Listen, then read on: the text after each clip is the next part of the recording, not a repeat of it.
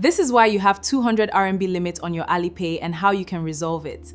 Hello guys, welcome to my YouTube channel. My name is Chinenyenwa and we all know what my channel is all about. My channel is about tutorials on any topic that adds value. AI storytelling, AI lifestyle content, cooking and AI influencer content. And if today is your first time here, welcome! We all know that if you are not using the bank card method, that Alipay gives international users a certain amount of yearly limit. Once you hit the limit for the year, you won't do anything about it except you request for them to lift your Alipay ban, which they only give you 7 days, they lock it back and once in a lifetime.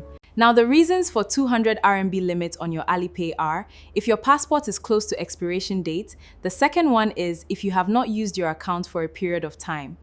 Note that these two reasons are based on my experience and there could be other 1001 reasons for low limit on Alipay. The first thing is to head over to your Alipay, click on Settings just up by your right. Then the second thing is click on Account and Security.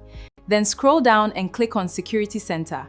Please make sure to follow these steps, and an important tip, in order to avoid restrictions, if you encounter error, never continue trying repeatedly. Try again after 24 hours rather than repeating the process.